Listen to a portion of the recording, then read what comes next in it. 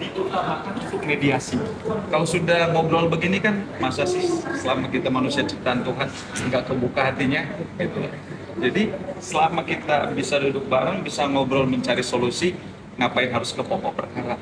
Toh manusia nggak ada yang sempurna. Mungkin kemarin aku hilaf, mungkin salah, ya udah saling memaafkan. Itulah fungsi mediasi diatur di dalam peraturan Mahkamah Agung nomor 1 2016. Jadi wajib nih kedua belah pihak prinsipalnya wajib datang, walaupun even though sudah menunjuk pengacara masing-masing. Jadi ketika masuk ruangan di mediasi, kita sebagai pengacara di luar.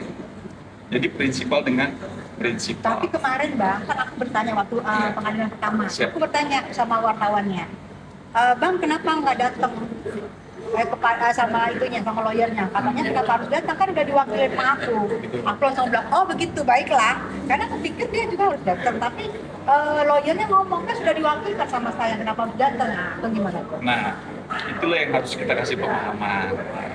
Di dalam dunia persidangan ini, terutama yang berkaitan dengan keperdataan, itu peraturan Mahkamah Agung, catat peraturan Mahkamah Agung nomor 1 2016, wajib, ini hukumnya wajib dihadiri oleh prinsipal masing-masing, baik dari penggugat maupun tergugat. Dalam konteks ini adalah penggugatnya Nikita Mirzani didampingi kuasa hukumnya Bang Fahmi, kemudian tergugatnya RG didampingi kuasa hukumnya bla bla bla dari kita gitu. Jadi wajib dulu nih, ya kan, makanya pasti kalau hari ini tidak hadir prinsipalnya akan dikasih kesempatan 3 kali. Setelah 3 kali barulah masuk ke pokok perkara. Artinya untuk mediasinya deadlock, balik lagi ke pokok perkara, langsung masuk persidangan, nanti dibacakan gugatannya, yang tergugat akan jawab, kemudian penggugat replik, tergugat duplik, seperti yang saya jelaskan. Nah berarti kan sekarang kan ini yang kedua Bang, kedua ini kan berarti mediasi. Masih menunggu. Kan berarti menunggu. Masih menunggu pihak, masih para menunggu pihak. para pihak kan? Betul. Oke. Jika kan datang 3 kali, jika ini yang kedua, ini udah kedua nggak datang. Betul. Berarti nanti yang topik kan ketiga. Yang ketiga. Oke, yang ketiga jika dalam topik itu tidak datang juga, Deadlock. udah deadlock pulang kita. Jadi mediasinya tidak terjadi titik temu. Ya udah, nanti hakim yang akan memutus dalam proses persidangan. Silakan baca gugatannya, silakan jawab, silakan repliknya mana, silakan dupliknya mana, silakan buktikan mana bukti perjanjiannya, mana bukti WA-WA-nya, bukti petunjuknya yang berkaitan dengan gugatan wan prestasi. Gugatan wan prestasi itu bicara tentang perjanjian. Ya, isinya payung hukumnya adalah pasal 1320 Kitab Undang Hukum Perdata. Apa isinya? Ada di situ berkaitan dengan syarat sahnya perjanjian. Apakah dulu RG dengan NM ada perjanjian? Tolong dong NM, aku punya produk, tolong mau kamu iklanin, tolong aku nunjuk kamu sebagai ambasadornya, apa-apalah gitu kan, supaya produknya dia laku. Kalau memang itu ada dan itu terbukti nanti dalam proses persidangan, saya yakin 100% NM akan menang dalam proses persidangan. Apalagi kedua belah pihak tidak anak-anak, tidak dibawa udah GJ, masih waras seperti ini. Kakak pintar banget sih Kak sekarang Kak, cakap secara hukum betul. Jadi ada dewasa ya. Jadi yang kedua adalah cakap secara hukum, udah dewasa. Jadi tidak diintervensi siapapun. NM sama RG memang kemauannya sendiri untuk meningkatkan diri. Yang ketiga ada objeknya, objek yang dibicarakan apa? Skincare ya kan? Skincare-nya kan jelas tuh ada. Kemudian ada klausul yang halal, bukan mencuri atau yang bertentangan dengan norma. Jadi kalau keempat unsur yang tadi terpenuhi, maka perjanjiannya sah, dan saya yakin gugatan wan prestasinya NM menang. Amin. Ini kalau memang ada, jelas. Oke Bang, tapi kan ini ada pihak-pihak dari kejaksaan dan polisi. Oke, turut tergugat. Oke, Seperti apa nih? tadi malam saya udah diskusi sama Pak Fahmi. Jadi ini emang strategi yang bagus dari beliau ya. Kenapa? Kemarin itu P21 itu tidak jelas, ngambang. Padahal dari awal nih masa penanganan ini sudah mau habis. Kenapa pada saat injury time malah P21? Ternyata itu betul-betul dilakukan strategi yang jitu oleh Bang Fahmi untuk menggugah Jaksa Agung atau Kapolri, kenapa ini berkas ini kok lama banget gitu loh. Kalau memang terpenuhi unsurnya cepatlah dipersidangkan gitu. Kalau memang enggak cepatlah di SP3 gitu. Jadi ada kepastian hukum, enggak menggantung. Kenapa? Udah perpanjangan 2 kali loh extendnya. Polisi jelas di dalam pasal 24 Kitab Undang Hukum Acara Pidana punya kewenangan untuk menahan 20 hari. Kemudian extend 40 hari. Setelah 60 hari selesai, maka polisi punya kewenangan juga nih untuk memohon kepada pengadilan. Maka dia mengajukan ke pengadilan, disetujui 30 hari pertama. Ternyata belum terpenuhi juga unsurnya. Harusnya kan kalau udah tidak terpenuhi, ya udahlah di SP3 aja begini. Atau karena mungkin ya ada sesuatu, akhirnya dipaksakan lagi, perpanjang lagi mohon pengadilan 30 hari berikutnya. Nah desas-desus ya 30 hari kedua pun masih belum cukup juga. Alhamdulillah Bang Fahmi buat gebrakan baru, turut tergugatnya Jaksa Agung, Kapolri langsung. Ada apa di kasus ini? Makanya dinaikin P21 ini cepat, supaya naik berkas tahap 2 supaya apa? Supaya cepat dipersidangkan, supaya cepat disidangkan, supaya jangan lama-lama gitu. Karena apa? Kita berpacu dengan waktu pidana ini kan, nggak boleh melebihi batas yang ditentukan oleh undang-undang. Kalau melebihi batas yang ditentukan oleh undang-undang masa penahanan, maka dia harus bebas. Gitu. Makanya kita lihat nih, dalam proses persidangan nanti ini kan sekarang sudah masuk nih, tinggal kita nunggu dakwaan kan. Nanti kemarin ada 2 skema yang saya sampaikan. Ada yang disebut dengan putusan bebas dan ada yang disebut dengan putusan lepas. Apa putusan bebas? Putusan bebas ini nanti kalau memang dalam proses persidangannya pembuktiannya nanti Nikita Mirzani tidak terbukti, ternyata tidak ada unsur pidananya, maka itu dia akan bebas ya, atau free spark bahasa hukumnya. Nah yang kedua putusan lepas. Memang Nikita Mirzani terbukti menerima sesuatu dari RG, tetapi itu bukan satu tindak pidana. Ini adalah bentuk wan prestasi atau ada kesepakatan perjanjian. Maka dia akan bebas demi hukum, onslah. Jadi ada perbuatannya tetapi tidak terbukti. Perbuatan itu bukan perbuatan tindak pidana tetapi wan prestasi seperti yang kita ajukan gugatan hari ini kita kawal. Oke, terima kasih Bang. Nanti juga data ya. Tadi udah masuk tadi udah masuk. Bang, berarti abang Kak, di sini Kak. optimis bang? Bang, makasih ya. Siap. Optimis kalau NM ini bisa menang bang? Kasus wan prestasi bang ya? Kalau saya menilai kalau kasus wan prestasi ini, jika penggugat yang mendalilkan mampu membuktikan melalui alat bukti ya dalam proses persidangan, seperti alat buktinya yang tadi itu, yang pertama adalah ada perjanjiannya, ada kesepakatannya, ada objek yang dibicarakannya. Itu saya yakin gitu. Pasti hakim dengan intelijensinya, dengan keilmuan yang hakim miliki, ya, saya yakin pasti gugatan ini akan dimenangkan oleh penggugat.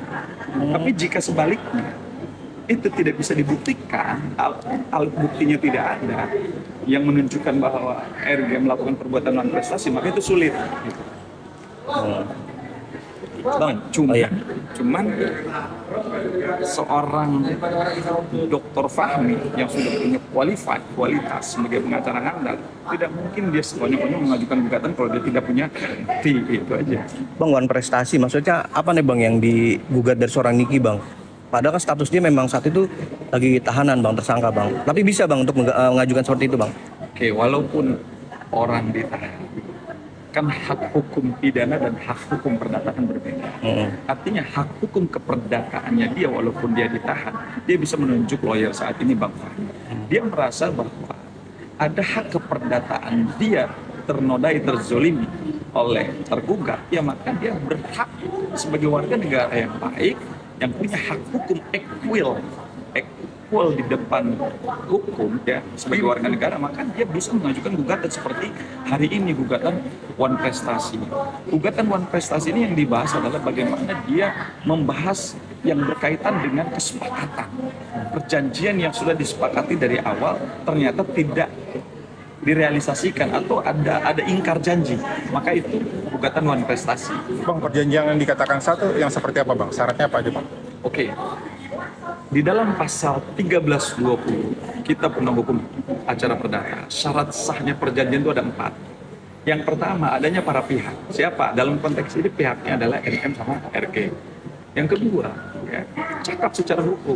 Ini 2 orang ini bukan anak kecil, atau bukan orang yang dalam inilah orang waras lah, ya kan, sehat walafiat. Gitu.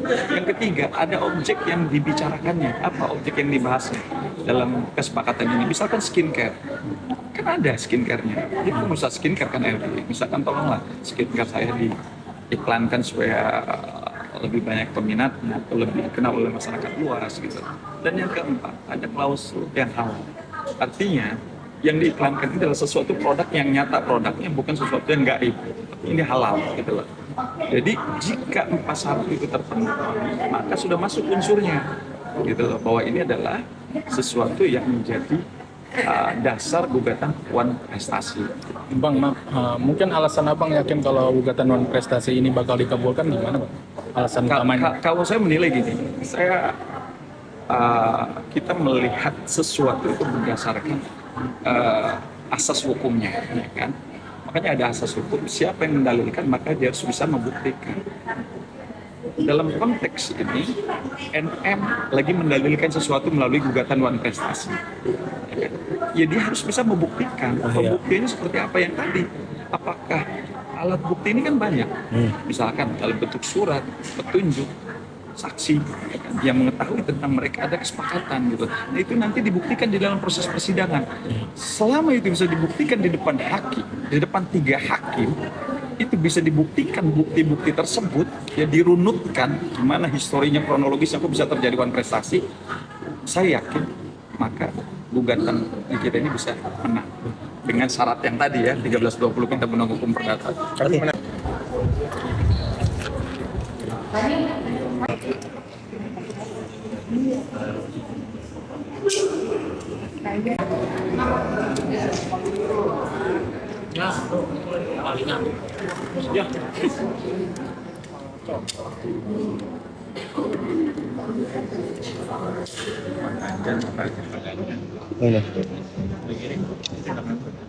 Oh iya.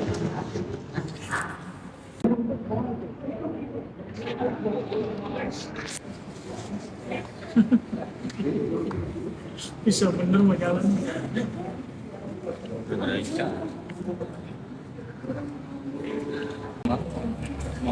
Bilirin Pak.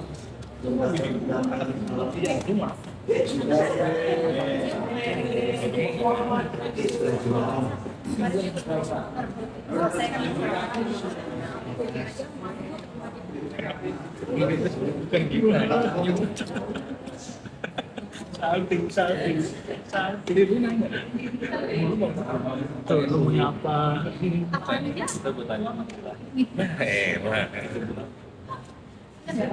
Lagi baik-baik aku.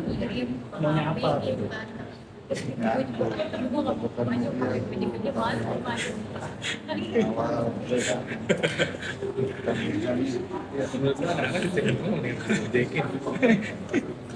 Biar gak tau deh.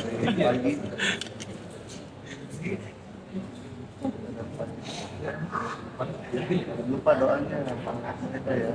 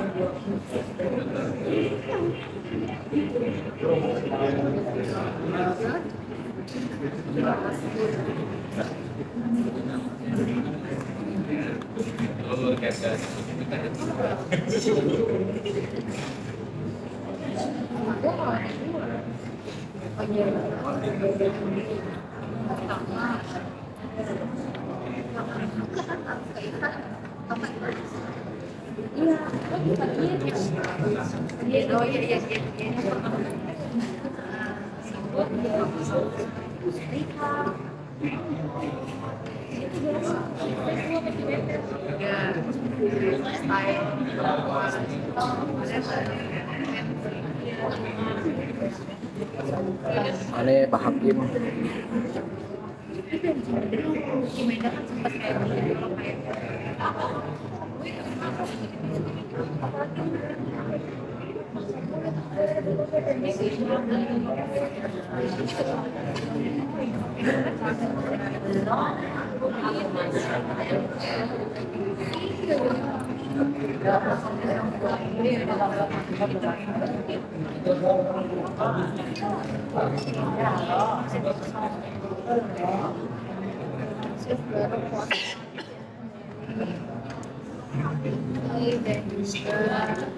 Minggu ini bakal dikenal lagi, enggak lagi karena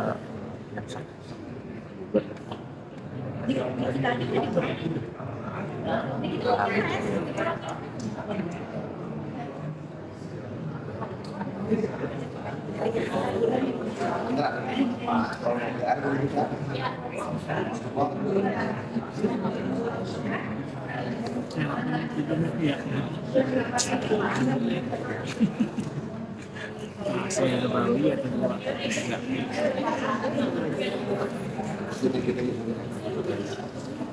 Biji.